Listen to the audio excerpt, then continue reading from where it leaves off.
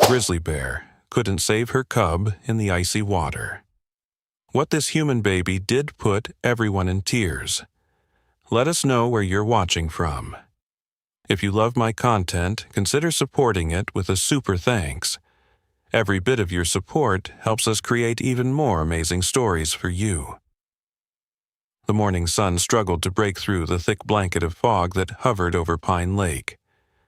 Emma Bennett stood by the kitchen window of her family's remote cabin, clutching a steaming mug of coffee between her palms. Outside, the world was transformed into a winter wonderland. Towering pines, heavy with fresh snow, created a natural fortress around their temporary haven. The family had arrived just yesterday for their annual winter retreat, hoping to escape the chaos of city life. Emma's husband Noah was still asleep upstairs, exhausted from the long drive. Their 10-month-old daughter Lily was awake, though, happily babbling from her playpen in the corner of the living room. Emma smiled as she watched her daughter's chubby fingers reach for colorful toys, blissfully unaware of the biting cold just beyond the cabin walls. "Just you and me this morning, sweetheart," Emma whispered, moving to check that the fire in the stone hearth was still burning strong. A sudden movement outside caught her attention. Emma squinted through the frosted glass, her breath catching in her throat as she spotted a massive grizzly bear pacing frantically along the shoreline. Even from this distance, Emma could see the animal's distress in every movement. The bear roared, a sound that seemed to shake the very cabin before charging toward the partially frozen lake. That's when Emma saw it. A tiny cub, desperately clinging to a small ice sheet that had broken away. The little one's terrified whimpers carried across the still morning air, each cry more heart-wrenching than the last. The mother bear pawed at the thin ice, trying to reach her baby, but each attempt only sent more cracks spiderwebbing across the surface. "Oh no," Emma breathed, her coffee forgotten on the windowsill. She reached for her phone, frantically dialing the local ranger station. No service. Of course there wasn't. They were miles from civilization. The situation was growing more desperate by the second. The cub's small head disappeared beneath the water momentarily before resurfacing, its struggles visibly weakening.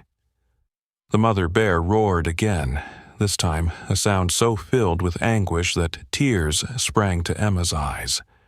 The massive animal ventured onto the ice despite the audible cracking beneath her weight. She seemed to understand the danger but was driven by maternal instinct stronger than self-preservation.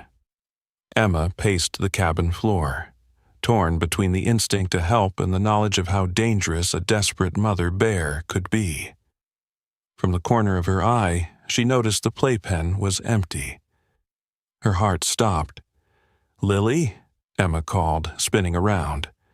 The front door stood ajar, swinging gently in the morning breeze. Terror, like she'd never known, seized Emma's chest.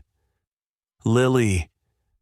Emma rushed to the door, her socked feet slipping on the wooden porch as she burst outside. There, crawling determinedly through the snow in nothing but her fuzzy pink pajamas, was Lily. The baby had somehow escaped her playpen and was moving straight toward the lake, straight toward the frantic grizzly bear. "Noah!" Emma screamed toward the cabin, unable to tear her eyes away from her daughter. "Noah, help!" With each tiny movement forward, Lily left small handprints in the fresh snow. She seemed drawn by the cub's cries, her innocent mind unaware of the danger ahead. Emma sprinted toward her daughter, bare feet numb in the snow, when suddenly the mother bear turned. Time seemed to freeze as the massive grizzly locked eyes with the approaching human baby. Emma stopped breathing, paralyzed with fear, as she watched her daughter and the bear regard each other in a moment of impossible understanding. The bear made no move toward Lily. Instead, she watched as the baby continued her determined journey to the water's edge. Emma crept closer, afraid any sudden movement might break the strange spell and remind the bear of her natural instincts. Just then, Noah burst from the cabin, a hunting rifle in hand. "Emma, get back!" he shouted. "No, wait!" Emma threw up her hand, signaling him to stop.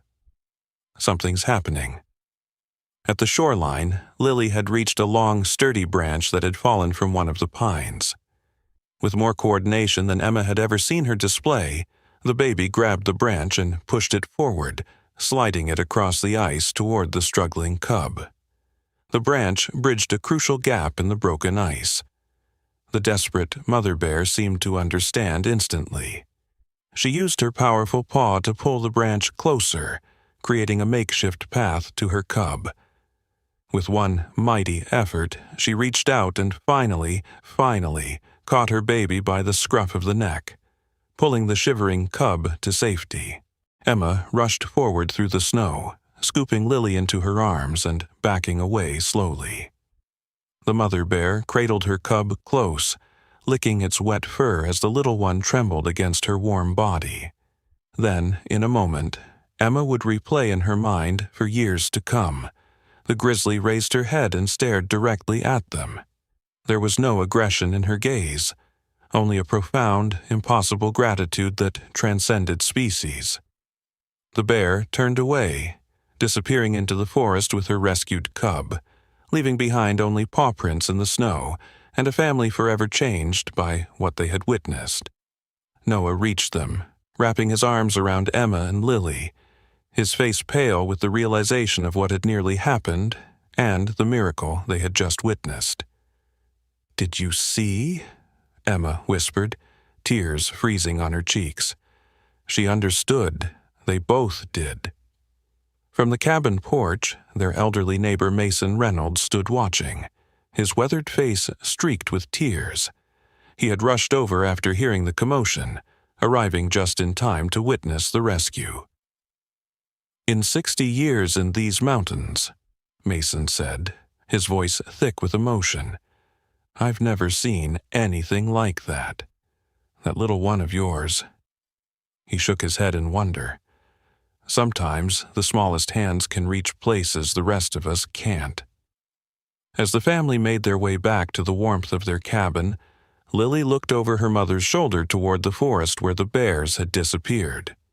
For a moment, her innocent eyes seemed to hold wisdom far beyond her years, a reminder that compassion requires no words, no understanding of danger, no instruction.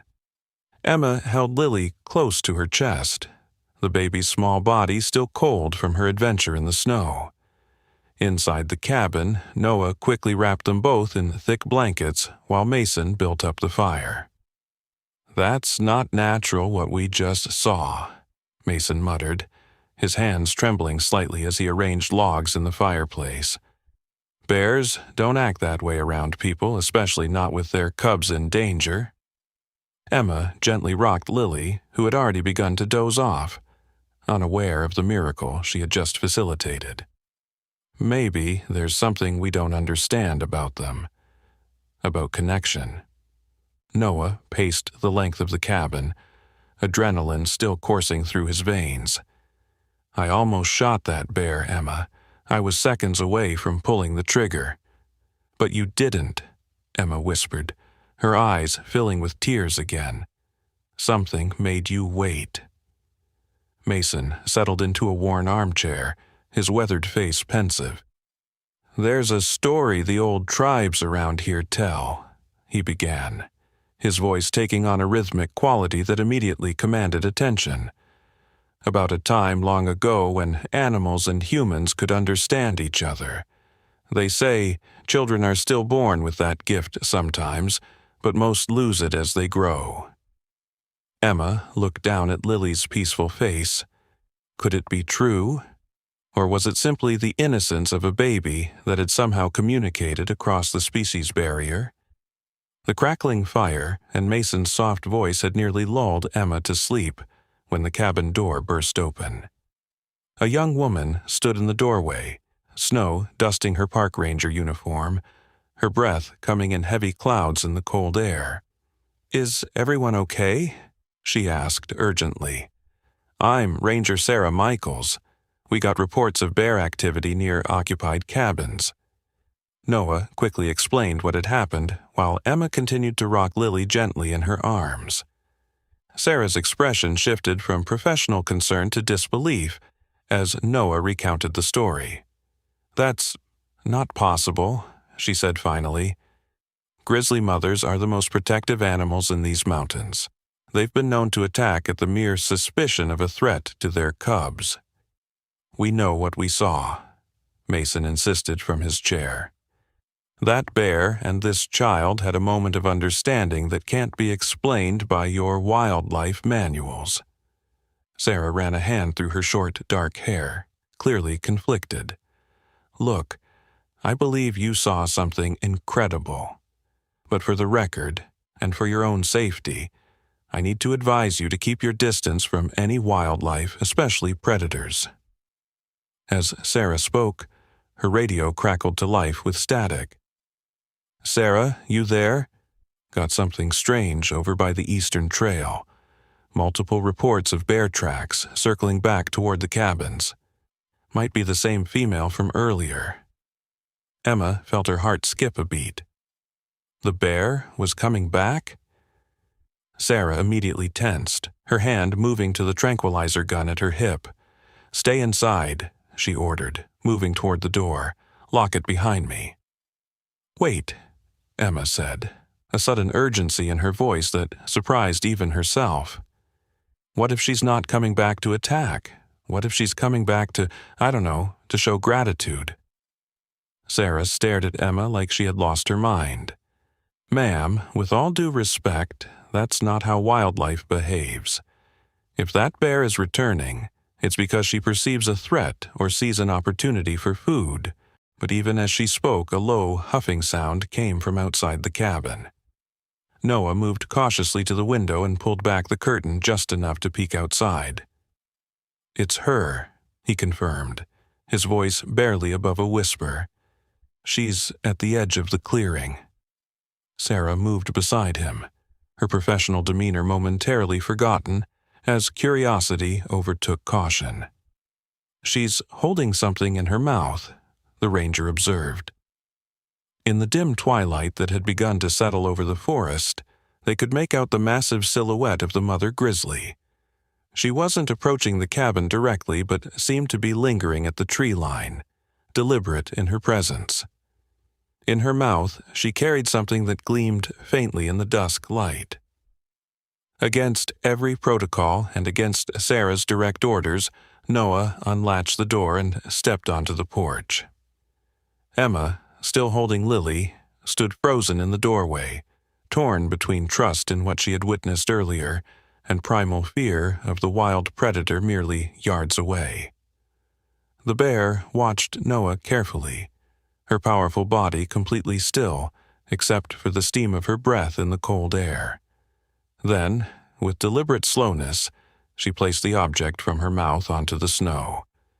She looked directly at the cabin once more before melting back into the darkening forest, her cub following close behind. For several long moments, no one moved. Then Sarah, hand still on her tranquilizer gun, nodded to Noah. "I'll cover you. Let's see what she left." Noah cautiously approached the spot where the bear had been. He knelt in the snow, picking up the object with trembling hands. "It's an arrowhead," he called back, surprise evident in his voice, an old one, made of some kind of blue stone. When Noah returned to the cabin, they all gathered around to examine the artifact. The arrowhead was indeed ancient, crafted from a striking blue-green stone that none of them recognized. It had been perfectly preserved, its edges still sharp enough to draw blood. Mason held it reverently, turning it over in his gnarled hands. "Turquoise," he murmured. "Sacred to many tribes. A stone of protection and healing." His eyes glistened with unshed tears. "This isn't just any arrowhead. This is from the old people, maybe thousands of years old." Sarah shook her head in disbelief. Bears don't collect artifacts. They don't give gifts. This isn't possible." "And yet," Emma said softly, looking down at Lily, who had awakened and was reaching for the glimmering stone, "here we are." Mason's voice grew stronger as he continued. "The tribes believe that when the barriers between humans and animals thin, it's a sign. A reminder that we are all connected, that we were meant to live in balance." The arrowhead caught the firelight, sending blue reflections dancing across the cabin walls. Outside, snow began to fall again, soft and silent, covering the tracks of both human and bear. "What happens now?" Noah asked, looking to Sarah, whose ranger training seemed inadequate in the face of what they had witnessed. Sarah hesitated, clearly torn between her scientific training and the undeniable evidence before her. "Officially? Nothing. I can't report that a grizzly bear gave a prehistoric artifact to thank a human baby for saving her cub. I'd be laughed out of the service." "And unofficially?" Emma prompted. Sarah's professional facade cracked slightly, revealing wonder and something like reverence. "Unofficially? I think we've all been given a gift far more valuable than an arrowhead, a reminder of something we've forgotten." That night, after Sarah had left to continue her patrol and Mason had returned to his own cabin, the Bennett family sat together in front of the fire. The arrowhead lay on the mantel, its mysterious presence a tangible reminder of the day's events. "Do you think anyone will believe us?" Noah asked, his arm around Emma, as Lily slept peacefully between them. Emma considered the question carefully. "Some will. Those who understand that there are mysteries in this world that can't be explained by science or reason alone. Those who still remember how to see with their hearts." Outside, the forest stood silent under its blanket of snow, keeping its secrets. In the distance, the mournful howl of a wolf rose to meet the emerging stars, a sound both ancient and eternal. And in her dreams, little Lily smiled, for she understood what the adults around her were still struggling to comprehend, that sometimes the greatest connections are formed not through words or reason, but through the simple, wordless language of compassion that all creatures are born knowing, before the world teaches them to forget. The events at Pine Lake would be whispered about for generations to come.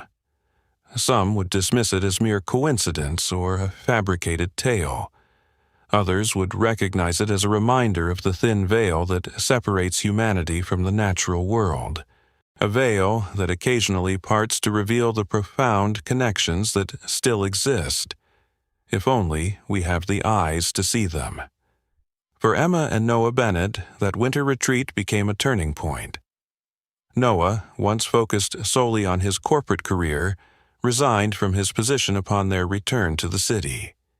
Instead, he began working with conservation groups, using his business expertise to help protect wilderness areas and the creatures that called them home.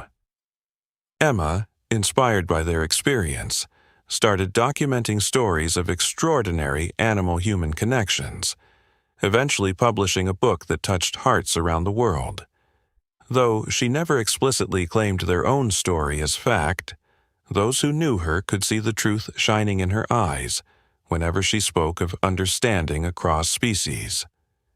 And Lily, the girl who had once reached out to a desperate mother bear, grew into a remarkable young woman with an uncanny ability to connect with animals of all kinds. On her 18th birthday, Emma and Noah gave her the turquoise arrowhead, mounted as a pendant, a reminder of a moment that had shaped her life before she could even remember it. Some gifts, Emma would often reflect, come to us when we're too young to understand their significance. It's only in looking back that we recognize how a single moment of compassion, whether given or received, can alter the course of many lives. In the mountains where Pine Lake reflects the ever-changing sky, visitors sometimes report seeing a grizzly bear with unusual behavior. She keeps her distance from humans, yet shows none of the typical aggression. Some say she watches children with particular interest, as though searching for something or someone in their innocent faces. Rangers in the area neither confirm nor deny these reports, but Sarah Michaels, now the head ranger at the mountain preserve, keeps a small piece of turquoise on her desk. When asked about it, she simply smiles and says, "It reminds me to look beyond what I think I know." Sometimes the smallest hands can reach places the rest of us can't, and sometimes the most profound connections are formed in moments when we act from pure compassion, unburdened by fear or expectation. In those rare, perfect moments, the barriers between species fall away, revealing a truth as old as time itself, that we are all, in ways beyond words, connected. 5 years passed, and the Bennett family had made the Pine Lake cabin their permanent home. The corporate world of deadlines and artificial urgency had been replaced by the natural rhythms of mountain life. Noah had established a successful wildlife conservation foundation, while Emma's book about interspecies connections had touched hearts worldwide, though skeptics still abounded. Lily, now nearly 6 years old, had grown into a curious child, with keen eyes that missed nothing. She wore the turquoise arrowhead around her neck always, though she had no conscious memory of how it had come into her possession. To her, the stories her parents told of that winter morning seemed like a fairy tale, beautiful, but perhaps embellished by adult imagination. It was an unusually warm spring day when the family decided to hike to Echo Ridge, a favorite overlook that provided breathtaking views of the surrounding wilderness. Mason had joined them, his gait slower now, but his spirit as strong as ever. At 83, the old man still insisted on making the climb, brushing off Noah's concerns with a wave of his weathered hand. "Been climbing these hills since before your parents were born," he chuckled. "Don't intend to stop till they carry me off this mountain." The trail wound through pine forests and across bubbling streams swollen with snowmelt. Lily darted ahead, then fell back, her endless energy a stark contrast to Mason's measured pace. She collected wildflowers along the way, weaving them into a crown that sat crookedly on her auburn curls. "Stay where we can see you, Lily," Emma called, watching her daughter skip ahead once more. Something had been bothering Emma for weeks, a restlessness she couldn't name. Dreams of the grizzly bear had returned with startling clarity after years of absence. In them, the bear always seemed to be trying to communicate something urgent, something beyond Emma's understanding. Sarah Michaels, now a close friend, had reported increased bear activity in the area, but assured them it was normal for spring. Yet Emma couldn't shake the feeling that something was drawing them to Echo Ridge today. Something beyond their conscious decision. They reached a small clearing where the trail divided, one path continuing toward the ridge, the other descending to a secluded valley known locally as Shadow Hollow. Lily, who had been following the main trail, suddenly stopped and turned toward the valley path. "I want to go this way," she said with unusual firmness. Noah glanced at the unmarked trail with concern. "That's not the way to Echo Ridge, sweetheart. That trail isn't maintained anymore. It might not be safe." Lily's hand rose unconsciously to the arrowhead at her neck, her fingers tracing its edges. "I need to go this way," she insisted, her voice taking on a quality that sent a shiver down Emma's spine. It was older somehow, more certain. Mason had caught up to them, his breathing labored from the climb. He looked at Lily with curious eyes, then at the path she indicated. "Shadow Hollow," he mused. "Been years since I went down there. Used to be an old tribal gathering place, long ago." Emma and Noah exchanged concerned glances. "Is it dangerous?" Emma asked. Mason shrugged. "No more than anywhere else in these mountains. just forgotten. The old spring there dried up maybe 30 years back, so animals don't gather there much anymore. Something in Lily's determined expression made Emma hesitate. She remembered the inexplicable connection her daughter had formed with the mother bear as an infant. Was this another moment when they should trust Lily's instincts over adult reasoning? "Let's follow her," Emma said quietly to Noah.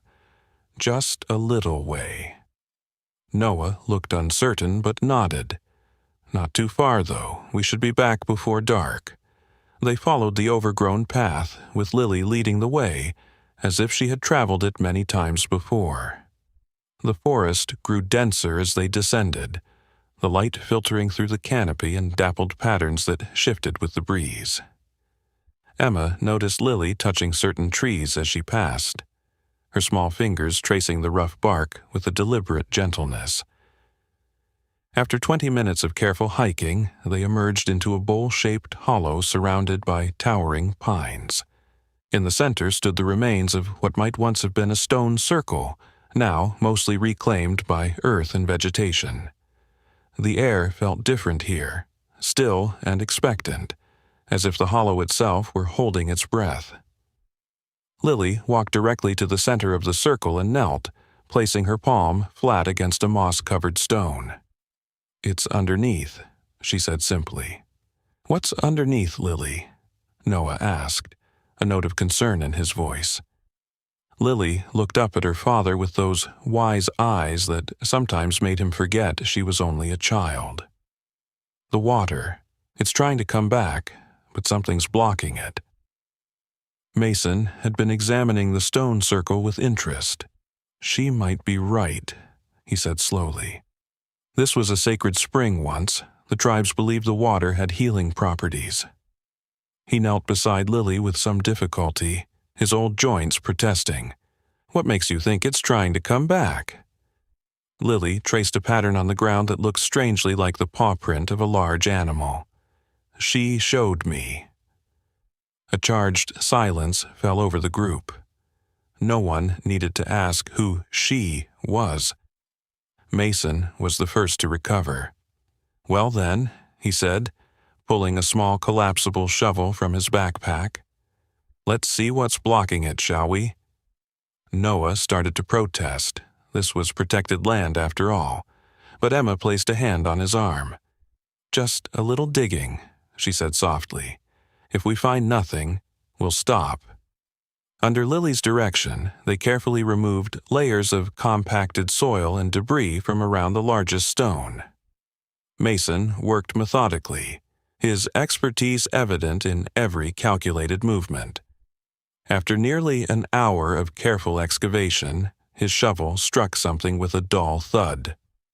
"That's not stone," he muttered, dropping to his knees to clear away the surrounding dirt with his hands.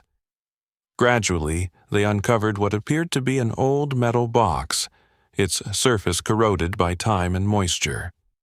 It was roughly the size of a small suitcase, with no visible hinges or locking mechanism. Strange symbols were engraved across its surface, faded but still discernible. "It doesn't belong here," Lily said, her voice troubled. "It's making the water sad." Mason studied the markings with a furrowed brow. "These aren't tribal symbols," he said. "This is much newer, maybe mid-20th century." As they contemplated their discovery, a low rumble of thunder sounded overhead. Dark clouds had gathered unnoticed, and the air had taken on the electric quality that precedes a storm. "We should get back," Noah said, eyeing the sky with concern. "We can contact the Historical Society about this once we're home." Emma had just begun to gather their tools when Lily gave a startled cry. The ground beneath the metal box had begun to tremble, and a thin trickle of water was seeping up around its edges. "It's coming!" Lily exclaimed, backing away from the stone circle. The trickle quickly became a steady flow as the pressure of the hidden spring lifted the metal box from its resting place. The container rose on the growing fountain of water, then toppled to one side as the spring burst forth with surprising force. Clear, sparkling water bubbled up from the ancient source, spreading across the hollow in rivulets that seemed to follow the half-buried stones of the old circle. Mason stared in astonishment. "The sacred spring," he whispered. "After all these years." As the water flowed, something extraordinary began to happen. Animals emerged from the surrounding forest. First, small creatures like squirrels and rabbits, then deer stepping cautiously into the hollow. They approached the spring without fear, drinking from the fresh water as if they had been waiting for its return. And then, at the edge of the hollow, a massive form appeared. Emma's heart nearly stopped. The grizzly bear stood watching them, her powerful body silhouetted against the darkening forest. Beside her was a half-grown cub, too large to be the same one from that winter day, but perhaps another offspring. "Don't move," Noah whispered urgently, positioning himself between the bear and his family. But Lily stepped forward, the turquoise arrowhead glowing with an odd blue luminescence against her skin.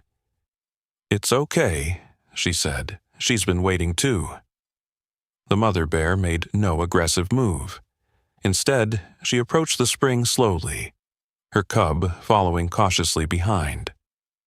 The other animals parted to make way but showed no panic at the predator's presence.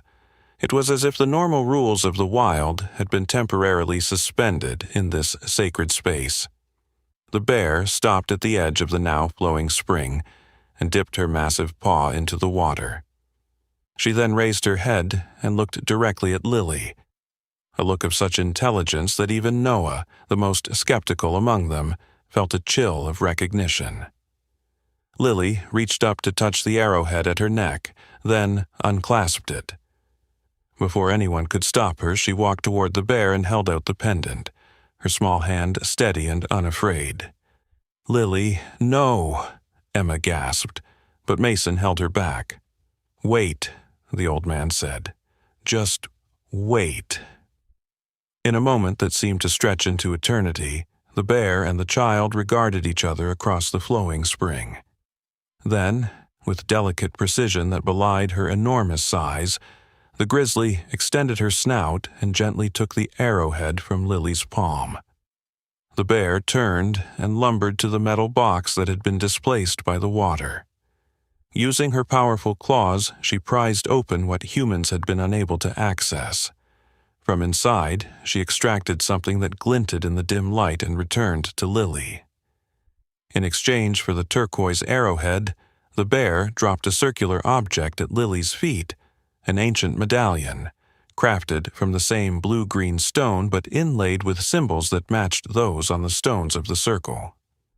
Thunder crashed overhead, and rain began to fall in heavy drops that seemed to release a collective breath held by all present. The bear and her cub retreated to the forest edge, while the other animals scattered for shelter. The spring continued to flow, stronger now, cleansing away decades of stagnation. Mason approached the open metal box cautiously. Inside were papers and photographs, protected from decay by the container's seal.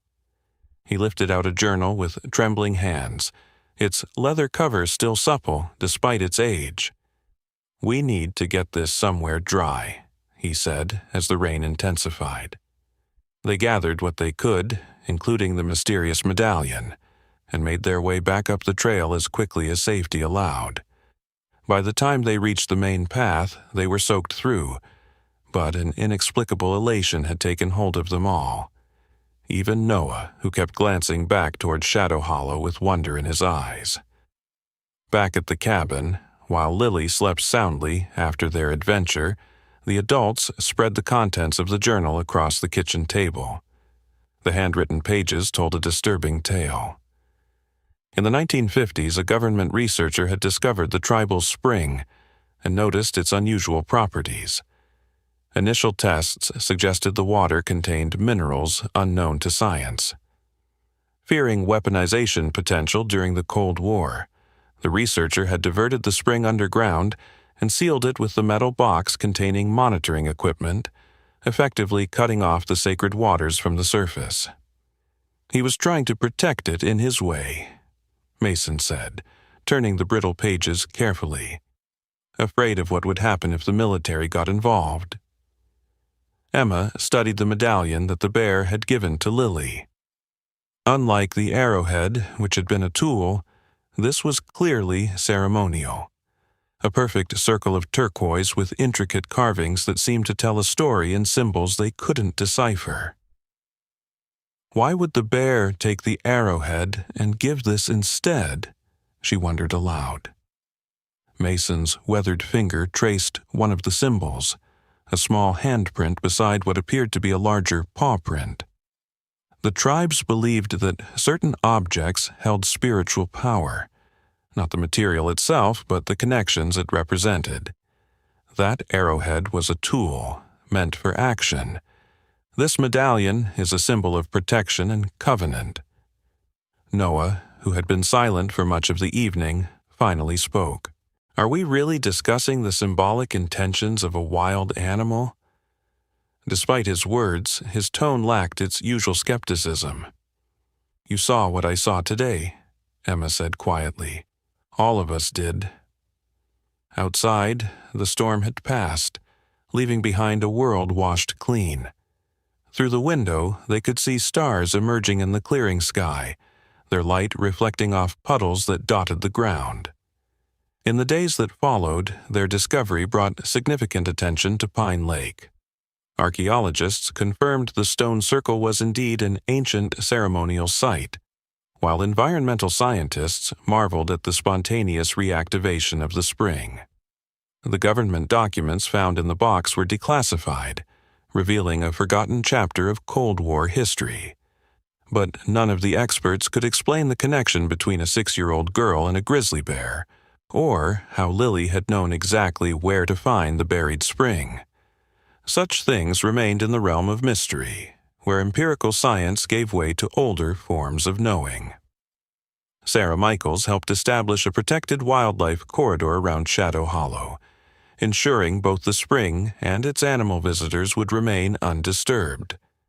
The medallion was examined by tribal elders who confirmed it as a sacred object thought lost generations ago, a token that symbolized the covenant between the human and natural worlds.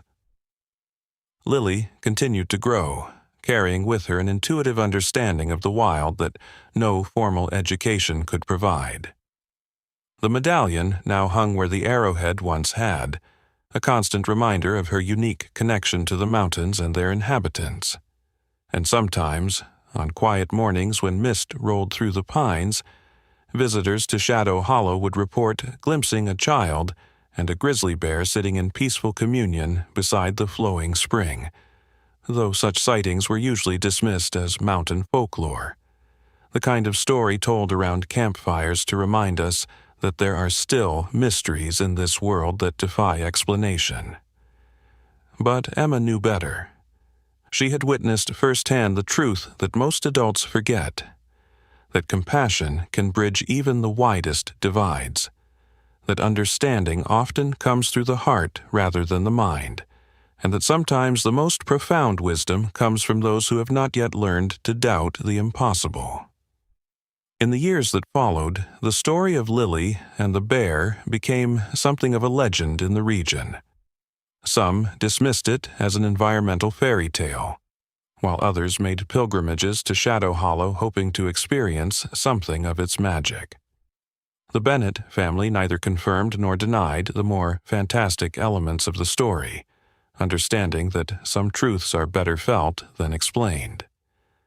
As for the mother bear, rangers occasionally reported sightings of a distinctive grizzly with unusual behavior patterns, one who seemed to watch human children with particular interest, and who left small offerings of berries or interesting stones near the cabins where families stayed. They named her Guardian, though in official reports she was simply Bear number 247. And sometimes, in the deep quiet of winter nights when snow blanketed the mountains in silence, Emma would wake to find Lily standing at the window, the medallion glowing faintly blue against her nightgown. On those nights, if Emma looked carefully through the frosted glass, she might glimpse a large shadow moving through the trees, a reminder that some connections once formed transcend all conventional understanding. "She's dreaming," Lily would say simply when asked. "And sometimes I dream with her." It would be easy to dismiss such things as the imagination of a child, the wishful thinking of those who long for deeper connection in a world increasingly separated from nature. But for those who had witnessed that first miraculous rescue, and the events at Shadow Hollow 5 years later, there remained no doubt. For in the space between human understanding and the ancient wisdom of the wild, there exists a truth older than language itself, that compassion needs no translation, that boundaries are often of our own making, and that sometimes the deepest connections come from the most unexpected places. 12 years passed since the day at Shadow Hollow. Lily Bennett had grown into a remarkable young woman of 17, tall and confident, with the same thoughtful eyes that had once gazed fearlessly at a desperate mother bear. The turquoise medallion remained her constant companion, though few outside her family knew its extraordinary origin story. Pine Lake had changed too. What had once been a scattering of remote cabins had evolved into a small but thriving community, drawn together by a shared appreciation for the delicate balance between wilderness and human habitation. NOAA's Conservation Foundation had become internationally recognized for its innovative approach to wildlife corridors and habitat preservation. Emma's books, she had published 3 more after her initial success, had inspired a generation of young environmentalists.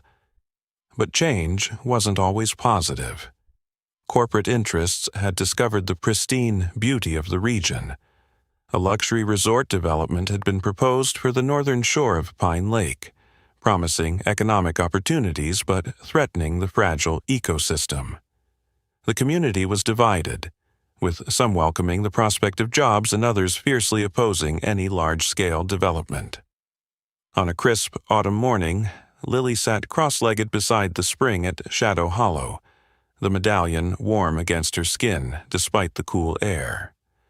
The sacred waters flowed strong and clear, nourishing a vibrant ecosystem that had flourished since its rebirth 12 years earlier.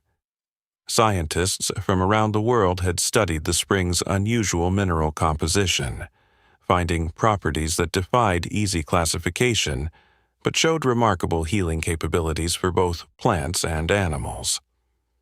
"I thought I might find you here," came a familiar voice. Lily looked up to see Dr. Marcus Chen approaching through the golden-leaved aspens. The ethnobotanist had arrived at Pine Lake 3 months earlier, ostensibly to study the unique plant communities around Shadow Hollow. But Lily had sensed from their first meeting that his interest went deeper than academic curiosity. "Just thinking," Lily replied, making room on the stone beside her. Marcus sat down, his movements careful and deliberate as always. At 32, he carried himself with a quiet dignity that reminded Lily of her father, though physically the 2 men couldn't be more different. Where Noah was tall and fair, Marcus was compact and dark-eyed, his Asian heritage evident in his features. "The development committee is meeting today," Marcus said, skipping the small talk they both found unnecessary. "Your father asked me to remind you." Lily nodded, trailing her fingers through the clear water. "I haven't forgotten." The meeting would determine whether the community formally opposed the resort development, or negotiated for concessions that might mitigate its impact. As the most visible representative of the younger generation, Lily's voice carried significant weight, a responsibility she didn't take lightly. "Have you decided what you'll say?" Marcus asked, his scientific detachment softening slightly. Lily's gaze drifted to the far edge of the hollow. "I'm still listening," she said simply. Marcus had learned not to press for clarification when Lily spoke this way. Despite his rational, evidence-based worldview, he had witnessed enough inexplicable occurrences around Shadow Hollow to respect the mysteries he couldn't yet explain. The spring itself defied conventional science. Its reappearance after decades of absence, the unusual healing properties of its waters, the way animals of all species gathered peacefully around it. And then there was Lily herself.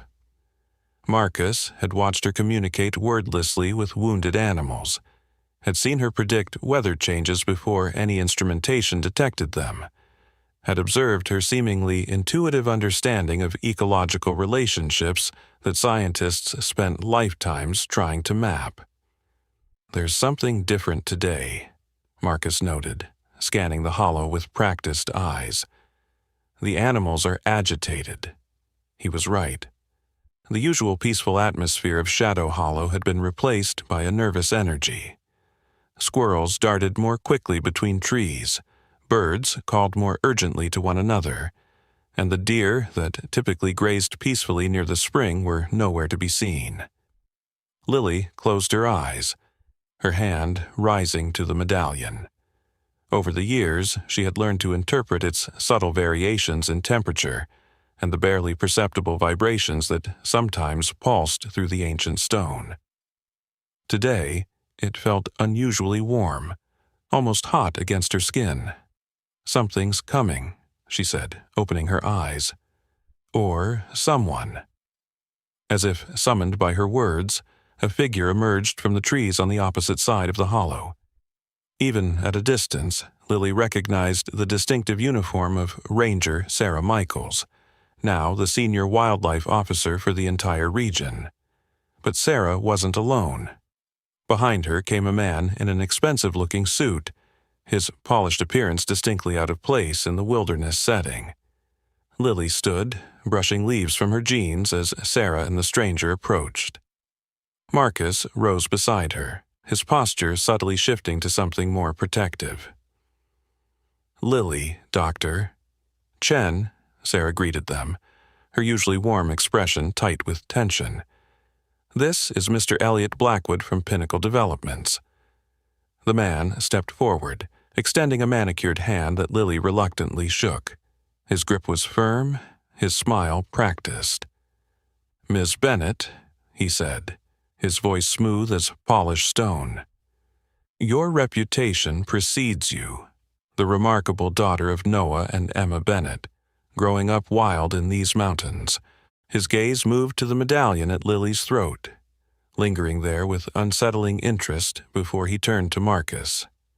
"And Dr. Chen, your papers on ethnobotanical applications in pharmaceutical development have been illuminating."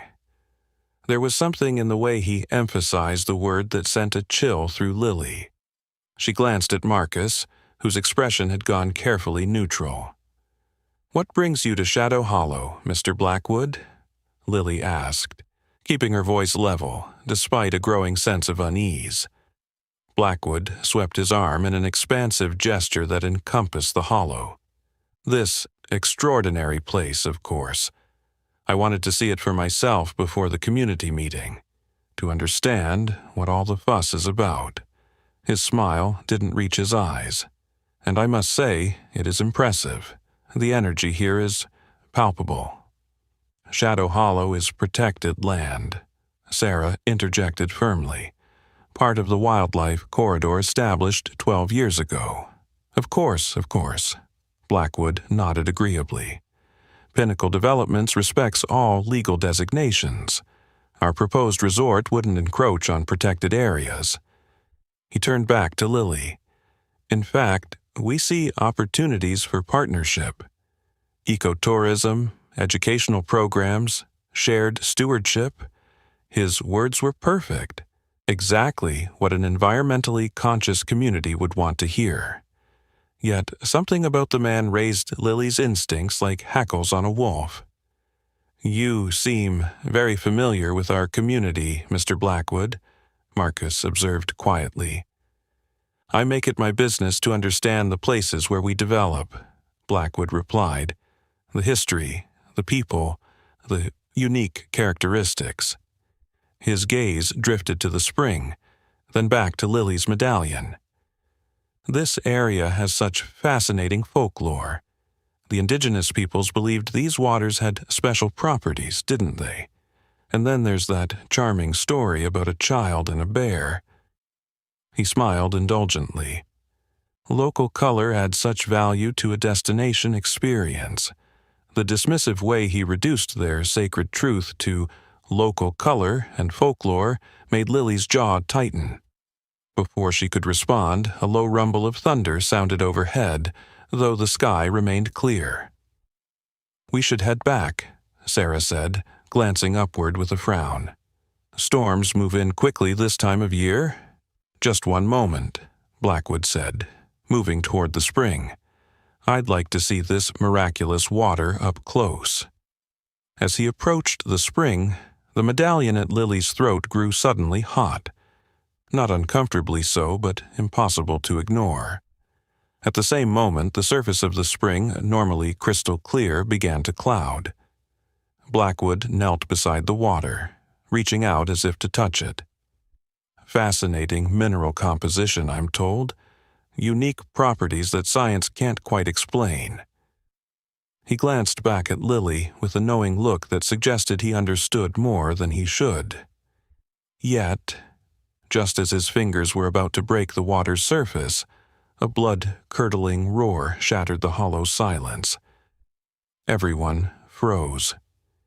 Even Blackwood's practiced composure cracked as he straightened abruptly, nearly losing his balance.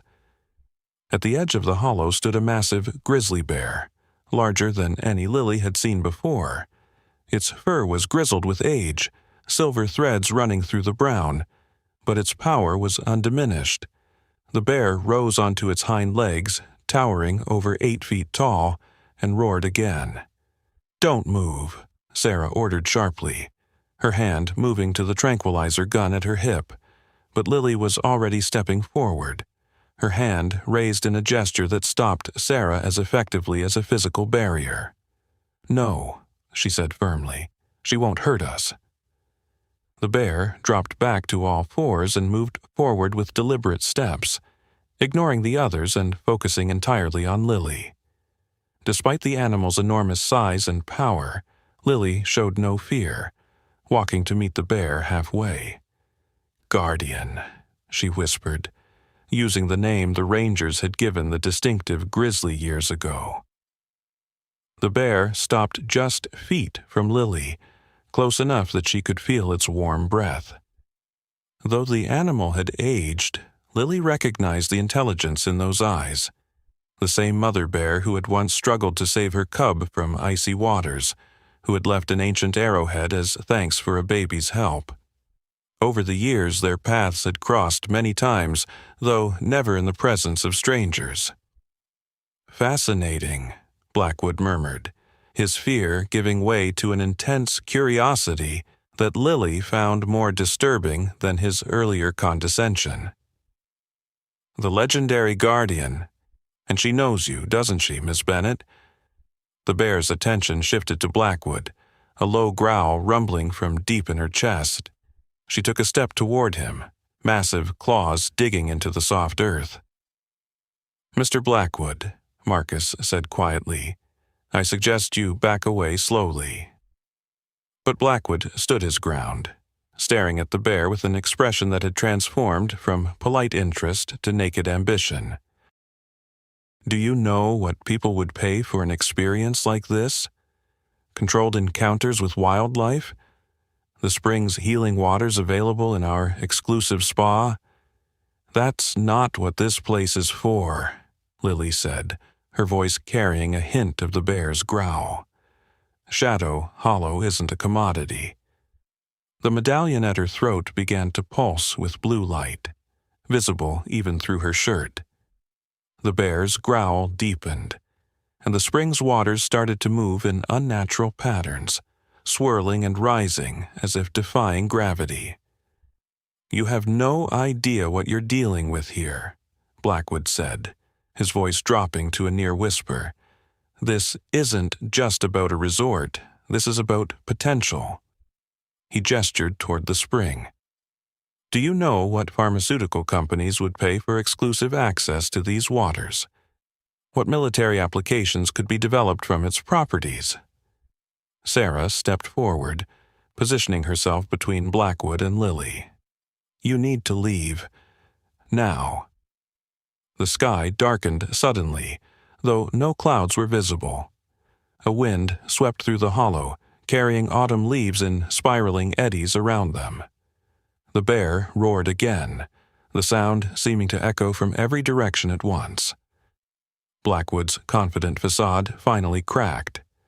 "What is this?" he demanded, looking from the spring to Lily to the bear with growing alarm. "This is Shadow Hollow protecting itself," Lily said, her voice calm amid the swirling chaos, "as it has for thousands of years." The medallion's glow intensified, and Lily felt a familiar presence. Not just the bear before her, but generations of guardians, human and animal alike, who had protected this sacred place. In that moment of connection, she understood what needed to be done.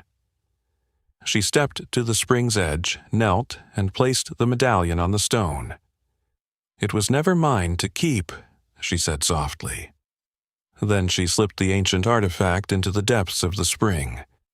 The effect was immediate and extraordinary. The water's surface burst into blue-green light that spread outward in concentric circles. Where it touched the surrounding stones, ancient symbols, matching those on the medallion, began to glow as if etched in fire. The complete circle was revealed, a perfect ring of glowing symbols surrounding the spring. "A seal," Marcus breathed, scientific detachment giving way to wonder. Not just a ceremonial site, a seal. The bear approached the spring's edge opposite Lily, dipped one massive paw into the glowing water, then looked across at her with an expression so human it took her breath away. Understanding passed between them, the final piece of a puzzle Lily had been solving her entire life without realizing it. "What is happening?" Blackwood demanded, backing away as the light continued to spread outward from the spring. "Something that was always meant to happen," Lily replied. "The full awakening of Shadow Hollow." The light reached the outer edges of the hollow and began to climb, forming a dome of shimmering blue-green energy that enclosed the entire sacred space. Within this dome, the air itself seemed to change, becoming charged with possibility. The bear turned to Blackwood, who now pressed against the boundary of light, unable to pass through it. Guardian approached him slowly, deliberately, her massive form radiating power not just of muscle and claw, but of something more ancient, the embodiment of wild nature's resistance to exploitation. "Call it off," Blackwood pleaded, looking to Lily. "Make it stop." Lily shook her head. "It's not mine to command, never was." The bear stopped inches from Blackwood, rose again to her full height, and placed one huge paw against the barrier of light. Where they touched, images began to form in the shimmering energy, visions of what Pinnacle's development would truly bring. Not harmony with nature, but devastation. Cleared forests, polluted waters, wildlife driven from ancient habitats. Beyond these immediate consequences, the visions showed darker applications of the spring's power. Weapons, genetic modifications, the sacred waters bottled and sold to the highest bidder. "How are you doing this?" Blackwood whispered, transfixed by the horrifying projections of his company's true intentions. "I'm not," Lily said. "Shadow Hollow is showing you the truth it sees in your heart." The visions shifted, showing an alternative future, the community and land in balance, sustainable development that respected the wilderness rather than exploiting it, humans and animals coexisting as they had at Shadow Hollow for generations. "Choice," Marcus said quietly. "It's offering a choice." The bear lowered itself back to all fours and stepped away from Blackwood. The glowing barrier faded, leaving the hollow bathed in normal autumn sunlight once more. The only evidence of what had transpired was the medallion, now resting atop the center stone of the spring rather than beneath the water, its surface transformed. Where once it had shown ancient symbols, it now displayed a perfect etching of a child's hand and a bear's paw, side by side. Blackwood stared at it, then at Lily, then at Guardian. The practiced corporate mask had fallen away completely, revealing a man fundamentally shaken by what he had witnessed.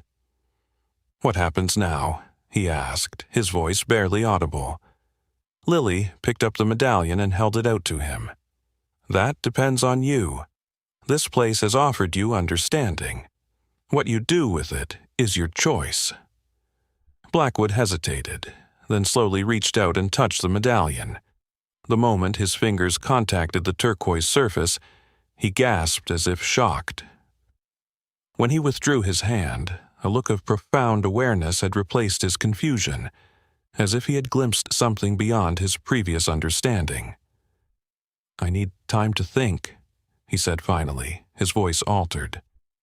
"The meeting, the development plans, everything needs to be reconsidered."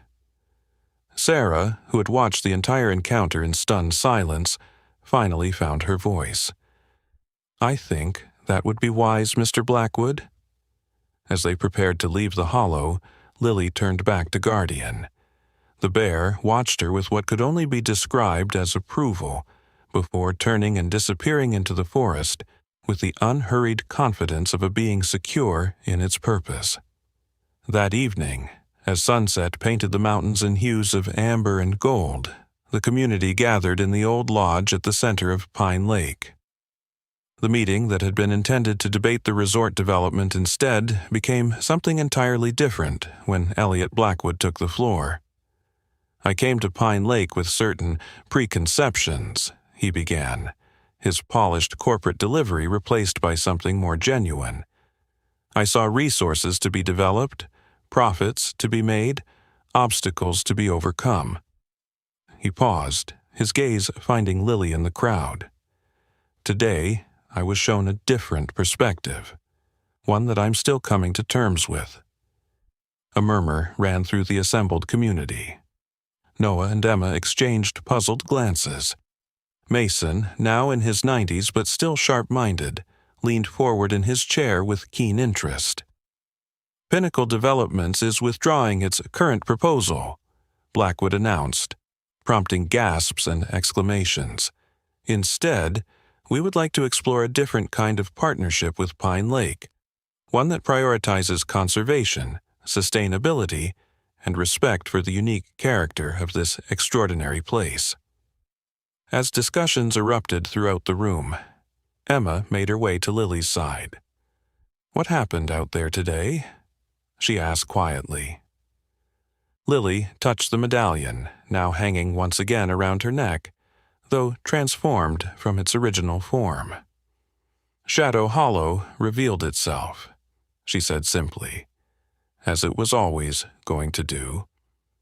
Later that night, after the community celebration had wound down and most had returned to their homes, Lily stood alone on the shore of Pine Lake.